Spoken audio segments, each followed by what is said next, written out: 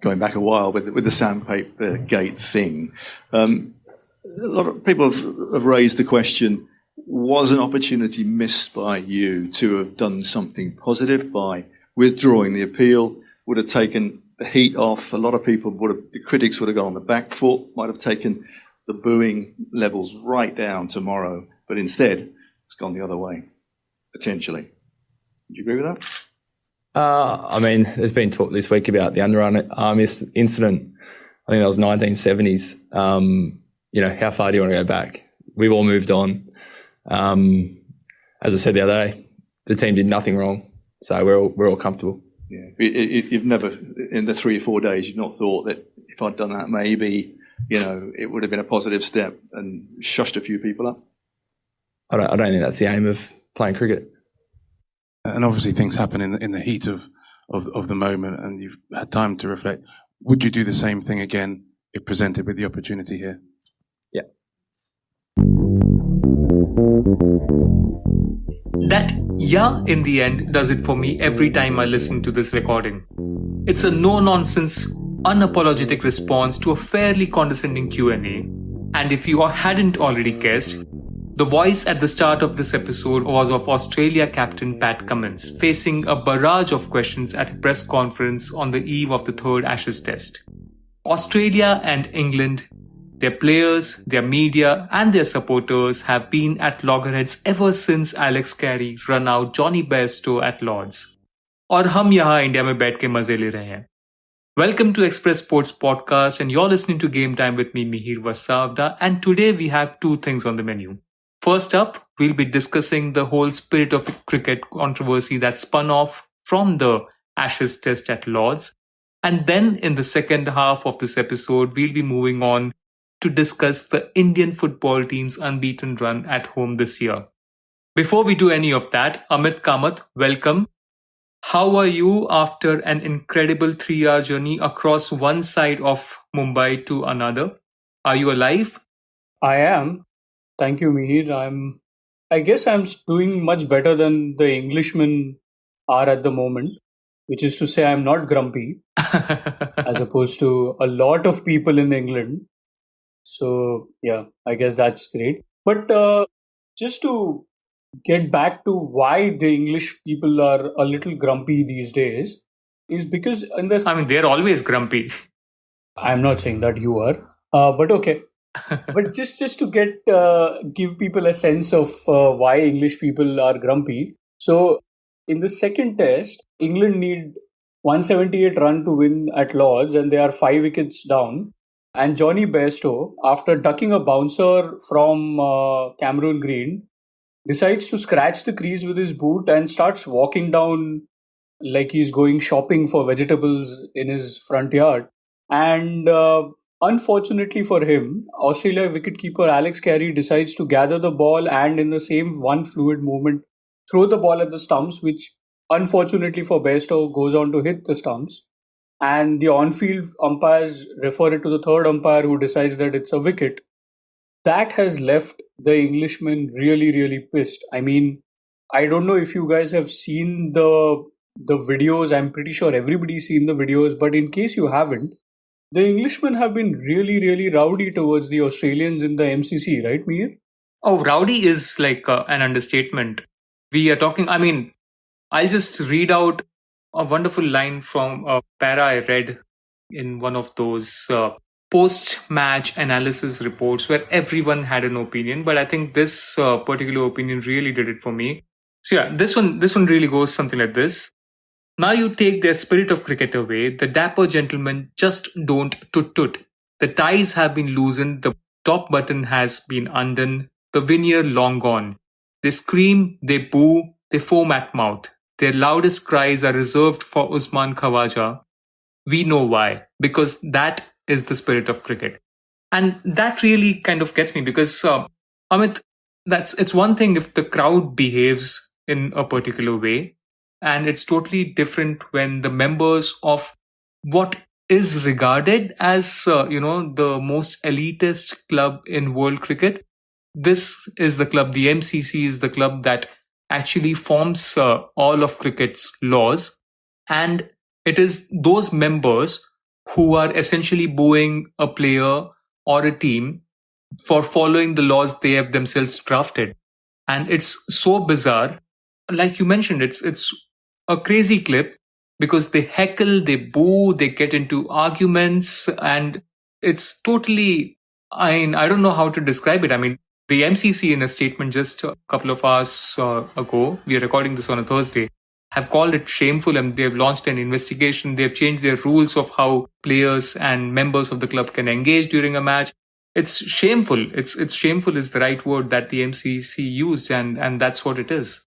Absolutely. Mihir, I wanted to read a particularly telling post by Simon Taufel, who's a former ICC elite umpire and who's also presently a member of the MCC Laws Subcommittee, right? So he was so moved by this whole controversy that he went on to LinkedIn and he actually wrote a post where he asked people to consider 8 points. Now, I'm not going to read out all the 8 points, but I want to read out 4 points where he's made a particularly valid argument.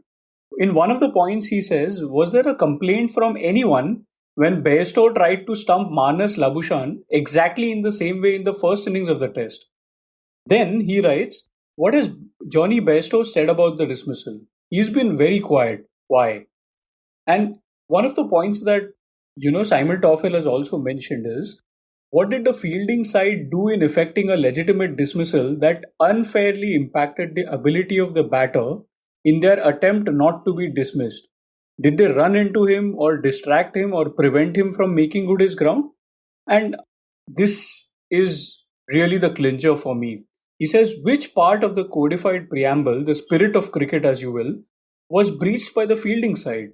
It's valid. All points are valid. And the third point, right, about whether the players were distracting Bairstow or, I mean, even when we look at the replays, Alex Carey does it in one motion, Amit. It's not like he's waiting for Bairstow to step out of the crease and then kind of thoda sa slyly stump him from there. It's just, he isn't seen that Bairstow has stepped out of his crease. He's just picking up the ball and in one motion, he's just throwing at the stumps. So that's that. And Mihir, sorry to interrupt you, but when you spoke about, how has Alex Carey actually waited and opportunistically thrown the ball? Actually, because it's the internet, it's the era of the internet, and everything can be recalled and a video of it can be found on the internet. Lots of people have already found videos of, Johnny Bairstow himself waiting opportunistically for a batter to leave the crease before stumping them out. I think Stuart Broad wrote a very good scathing piece about this whole dismissal and spirit of cricket. And somebody posted a clip of Stuart Broad actually edging a ball in the Ashes itself and refusing to walk and playing on after that incident. So, I mean, for me, I don't know, the spirit of cricket argument seems like a very convenient thing to bring out when you are actually losing at home and very comprehensively at that. I think we need a definition in the laws of the game as to what spirit of cricket is. I don't know if there is already a definition there, but I don't know what spirit of cricket means. It vaguely sounds like spirit of Mumbai to me, where, spirit of Mumbai, सारे जो आपके struggles होते हैं life के, आप उसे थोड़ा glorify करने के लिए, थोड़ा सा आप खुद को एक console करने के लिए आप spirit of Mumbai बोल दें and everything is good. And spirit of cricket struggles तो नहीं है. Do you mean like a person who's just traveled 3 hours from one corner of Mumbai to another and has sat himself down to record this podcast? That is the spirit of Mumbai. It just grinds you down, but you'll never bow down to the city, bow down to the pressures of the city. I mean, that's what I think spirit of cricket also, I think, would be, where rules hai, but you'll not bow down to those rules. आप उसे थोड़ा सा spirit of cricket का एक थोड़ा सा उसे makeup दे दीजिए and everything should be smooth. I mean, it's just silly because... I mean, what are rules if they are not slightly fluid, right? Absolutely. And cricket के case में तो आप मतलब... It's crazy at how everything favors the batsman too. I mean, I can't think of any other sport जहाँ पर इतनी spirit of the game की बात होती है. I mean, football में you see sometimes... At best, जो एक थोड़ा सा charity players करते हैं is when a player goes down, faking injury or actually genuinely injured. The ball is then kind of rolled out of play, and when the game restarts, the possession is awarded to the other team that was actually in possession. उससे ज्यादा तो मुझे act of kindness on a football field ज्यादा दिखती नहीं है.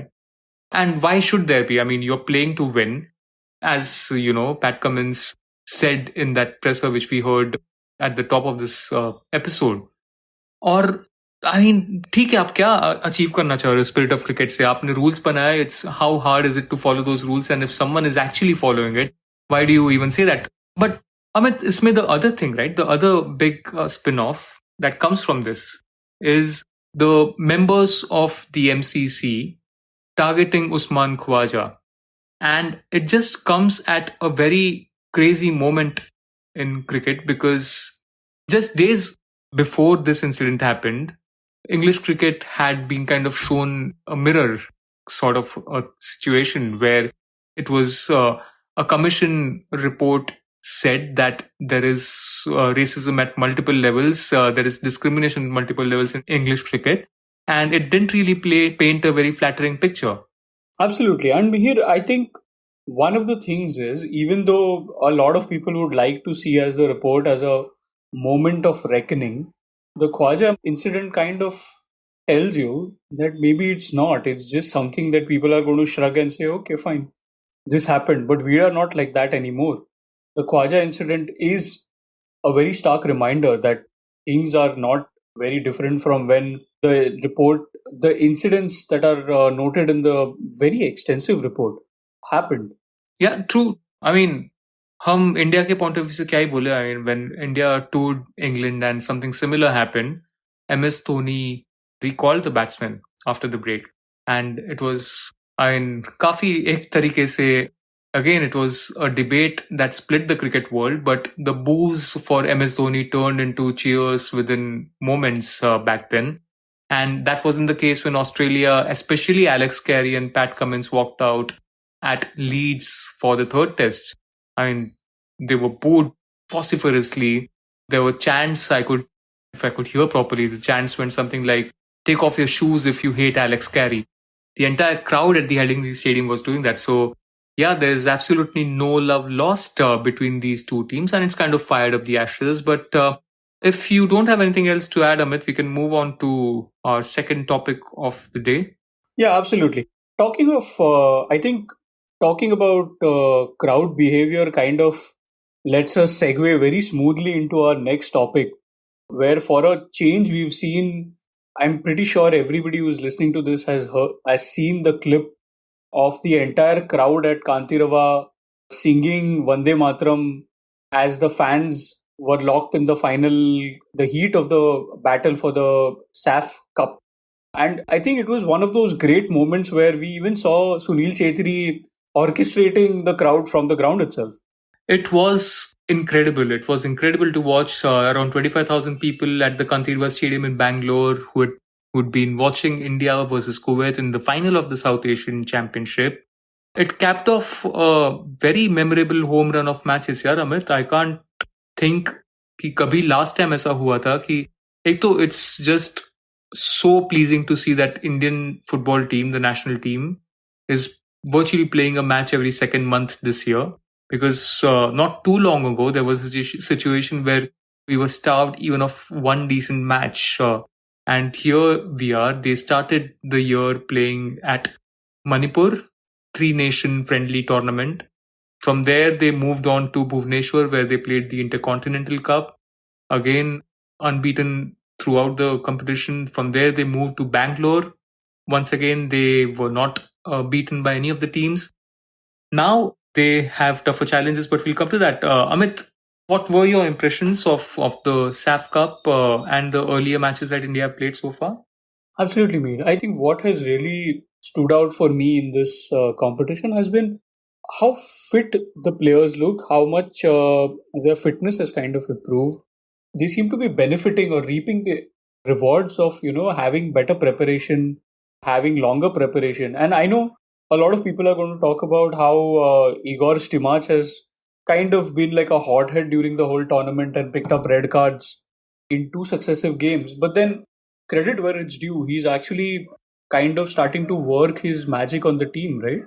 But I don't know, मेरे लिए थोड़ा सा strong words here. Work is magic. Of course, you can't deny that the team is playing well. They're playing better than they did last year or the year before that. But for me, the real challenge will be, in the months of August and September, because that's when India will play matches away from home. They'll first go to Thailand, where they'll be playing the Kings Cup against decent teams, against teams like, of course, the host Thailand. They'll have UAE over there. Then they also then move to Malaysia, where they'll play the Merdeka Cup in September. It'll have teams like hosts Malaysia. There'll be Palestine. Again, they'll be playing Lebanon. So to play these kind of teams away from home will show the real character of this team. But you mentioned fitness. I mean, that is, of course, the most striking part. I think I haven't seen an Indian national team so fit in a very long time. I don't think I've seen them run itna. They're pressing so well even in the 90th minute, which was great to see.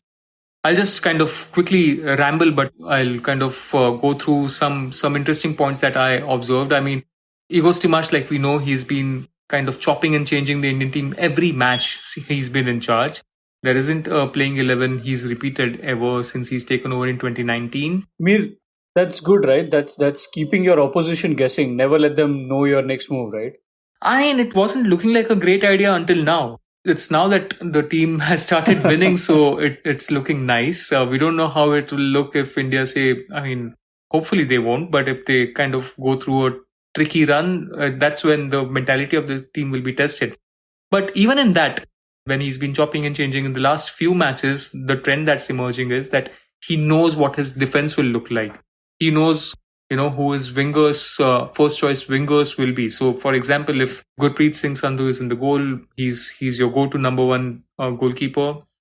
Then in important matches against tough oppositions, he's chosen the backline of Akash Mishra and Nikhil Pujari as fullbacks, with Anwar Ali and Sandesh Jingan as centre backs. He's preferred Ashik Kurunian and Lalrinzuala Chante on the wings, Anirudh Thapa and Sahal in the center of the midfield, and Chetri as the striker. So you broadly now know what the Indian team will look like, which wasn't the case until last year, until the start of this year, in fact. So that's one good thing, again, that we've seen in the last few months. Absolutely. And even the record, Mihir, for a change. I mean, our colleague Shashank, not our producer, but our colleague Shashank Nair, he's written a piece recently about, what are the takeaways from India's run. And I think what kind of stood out for me has been how, since Timac's tenure has begun, they've played 41 games, 22 of those matches are outside. And in those 22 matches, we've only won 6 games and we've had 7 losses and 8 draws. So that is something maybe for us to improve upon. In 2023 itself, we've played 11 matches at home.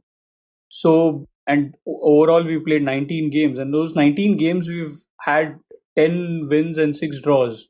So, I mean, this year seems to be going nicely. But as you mentioned, that the Kings Cup in Thailand and the Merdeka Cup in Malaysia will be a great reckoning for us to understand how these boys play abroad, not just in Indian home conditions, especially because, in January, we have the AFC Asian Cup coming up, which is the big one.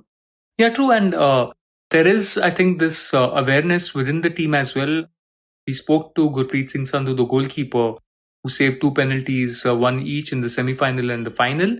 And his immediate thing was, look, we can't really get distracted by whatever's happened at the home matches. We have to kind of look forward to the tougher challenges ahead. You mentioned the Kings Cup and the Merdeka Cup. There will also be the 2026 World Cup qualifiers beginning this year. So there'll be 2 matches of that happening sometime in November.